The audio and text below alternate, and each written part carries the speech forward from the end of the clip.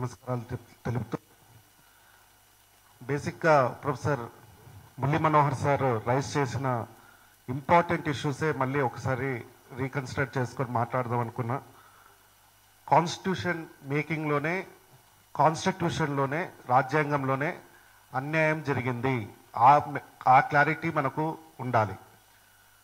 Constituent అసెంబ్లీలో 389 మంది సభ్యులుంటే కాంగ్రెస్ నుంచి 208, ఆల్ ఇండియా ముస్లిం లీగ్ నుంచి 73, ఆగస్టు 1949 వరకు అదర్స్ అంటే సిపిఐ లాంటి పార్టీలు 15 మంది ఉంటే, ప్రిన్స్లీ స్టేట్ నుంచి 93 మంది ఉంటే, అందులో బీసీ వాదం, బీసీల కోసం ఎవరు మాట్లాడకపోవడం, ఓన్లీ అటెంప్ట్ చేసిన వాళ్ళు ఎవరైతే ఉన్నారంటే అది డాక్టర్ బిఆర్ అంబేద్కర్ తప్ప వేరే వాళ్ళు లేరు. ఆయన శక్తి కూడా సరిపోలేదు. సో అది అంబేద్కర్ గారే రీట్రేట్ చెప్పడము జరిగిందంటే కాన్స్టిట్యూషన్లో జరిగింది. ఈవెన్ మైనార్టీలకు కూడా అక్కడ న్యాయం జరిగింది, కానీ ఎస్సీస్కి, ఎస్టీస్కి, మైనార్టీస్కి న్యాయం జరిగింది, కానీ బీసీలకి అన్యాయం జరిగింది. ఎక్స్ట్రీమ్ ఫామ్లో కాన్స్టిట్యూషన్ కనుక అన్యాయం జరిగితే డాక్టర్ బిఆర్ అంబేద్కర్ గారే చెప్పారు, నేనే ఫస్ట్ వ్యక్తిని దాన్ని తగలబెట్టడము అనేసి. అంటే దాన్ని ఆచరణ రూపంలో చూపించిన వారు పెరియార్ గారు. ఇందాక చెప్పినట్లు పెరియార్ గారు దాన్ని కాల్చివేయడం జరిగింది. 1990 వరకు కూడా బీసీలకు ఎటువంటి ప్రొవిజన్స్ కూడా లేకపోవడం అన్నది చాలా దురదృష్టకరం. 1990లో రావడం, ఇప్పటికి కూడా ఓబీసీ అన్న పదం కాన్స్టిట్యూషన్లో ఎక్కడా కూడా కనపడదు. OBC, other backward classes. ఇంకో క్లారిటీ కూడా మనం అమెండ్మెంట్స్ చేసుకోవాల్సిన అవసరం ఉంది. అసలు ఎస్సీ, ఎస్టీ అని పెట్టినప్పుడు ఓబీసీలో ఎక్కువ శాతం క్యాస్టే, డిఫరెంట్ క్యాస్ట్లే ఉండేది. అంటే హిందూలో ఉన్న క్యాస్ట్లు కానివ్వండి, హిందూ రిలీజన్లో ఉన్న క్యాస్ట్ కానివ్వండి, లేకపోతే ముస్లింలో కానివ్వండి, ఇందులో ఉన్నది మెజార్టీ అనగతొక్కిన క్యాస్ట్లే ఉన్నాయి. కాబట్టి ఓబీసీ డెఫినేషన్ని అమెండ్మెంట్ రూపంలో ఖచ్చితంగా తీసుకురావాలి. అదే జ్యుడిషియరీ అదునుగా తీసుకొని ప్రతి ఒక్క దాంట్లో కూడా జ్యుడిషియరీ అడ్డంకులు క్రియేట్ చేస్తుండడం, ఆ ప్రొవిజన్స్ లేకపోవడమే, ఈ కాన్స్టిట్యూషన్లో ప్రొవిజన్స్ లేకపోవడమే అన్నది మనం తెలుసుకోవచ్చు. 1991లో మళ్ళీ 243D6, 243T6 అందుట్లో కూడా క్లారిటీ లేదు. ఆ ప్రొవిజన్స్ లో కూడా క్లారిటీ లేకపోవడం అంటే స్టేట్స్ కి అప్పచెప్పడం అన్నది, ఆ ప్రొవిజన్స్ లో కూడా క్లారిటీ లేకపోవడం అన్నది దురదృష్టకరం. సో ఫైనల్ గా ఇవన్నీ చెప్పుకుంటూ పోతే లాస్ట్ లో మేము ఆర్టీఐ వేసాం.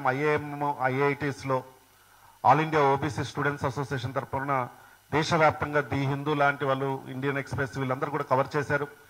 కొన్ని ఇన్స్టిట్యూషన్లో రిజర్వేషన్స్ లేకపోవడం అంటే 2017 వరకు కూడా లేకపోవడం వల్ల కొన్ని ఇన్స్టిట్యూషన్స్ లో 97% వరకు కూడా అగ్రవర్ణాలే ఉన్నారు.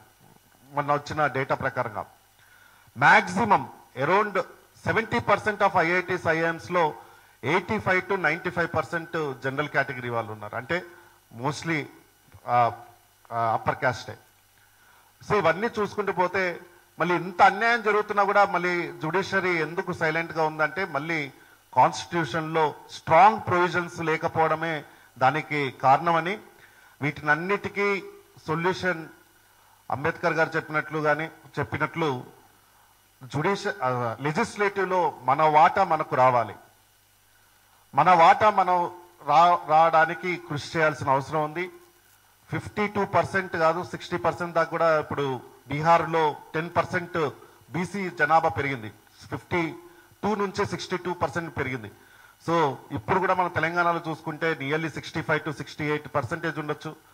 సో ఓవరాల్ ఇండియాలో చూసుకున్న 55 to 60% ఉండే ఛాన్సెస్ చాలా ఎక్కువ ఉన్నాయి. కాబట్టి ఈ రిజర్వేషన్స్ అన్నది క్లారిటీ ఇచ్చి ఓబీసీ డెఫినేషన్ అన్నది కాన్స్టిట్యూషన్ లో క్లియర్ గా అమెండ్మెంట్ చేసి అందులో ప్రొవిజన్స్, ఈచ్ ప్రొవిజన్స్ అంటే ఎంప్లాయ్మెంట్ లో, ఎడ్యుకేషన్ లో, పొలిటికల్ రిజర్వేషన్స్ గురించి క్లారిటీతో రిజర్వేషన్స్ గురించి మనం అందులో అమెండ్మెంట్ చేసిన తర్వాతనే మనకు ఏదైనా న్యాయం జరుగుతుంది తప్ప లేకపోతే ప్రతిసారి జ్యుడిషియరీలో ప్రాబ్లమ్స్ క్రియేట్ చేస్తూనే ఉన్నారు.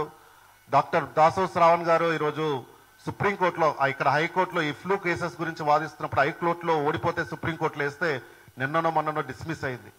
అంటే national commission for backward classes ఇచ్చిన డైరెక్టర్స్ని కూడా ఈ ఇన్స్టిట్యూషన్, అంటే ఆఫ్టర్ ఆల్ ఒక educational institution national commission for backward classes ఇచ్చిన డైరెక్టర్స్ని ఒబే చేయకపోతే జుడిషియరీ వాళ్ళకి సపోర్టివ్గా ఉండి డిస్మిస్ చేశారు. అంటే ఆల్ ప్రొవిజన్, ఆల్ డాక్యుమెంట్స్ ఉన్నా కూడా with all due respect on జుడిషియరీలో ఏమి చేయలేము కాబట్టి అది ఏమైనా చేయగలిగితే లెజిస్లేటివ్లోనే చేయాలి కాబట్టి మనం లెజిస్లేటివ్లోకి వెళ్లాల్సిన అవసరం ఉంది కాబట్టి దానికి ప్రణాళిక రూపొందిస్తే ముఖ్యంగా యూత్ దీంట్లో పాల్గొని ఎటువంటి రాడికల్ కాన్స్టిట్యూషనల్ మెకానిజమ్స్ ఏమున్నాయో దాన్ని యూజ్ చేసుకొని దానికి పోవాల్సిన అవసరం ఉంది కాబట్టి ఫైనల్గా ఓబీసీస్ చాలా డెమోక్రటిక్, హయ్యెస్ట్ డెమోక్రటిక్ వాల్యూస్ ఉన్న వాళ్ళు, హయ్యెస్ట్ పీస్ఫుల్ కమ్యూనిటీ, లా బైండింగ్ కమ్యూనిటీ, కాన్స్టిట్యూషన్ చక్కగా పాటిస్తున్న కమ్యూనిటీ ఏదైతే ఉందంటే అది ఓబీసీసీ అని తెలియజేస్తూ ఆ కాన్స్టిట్యూషన్లో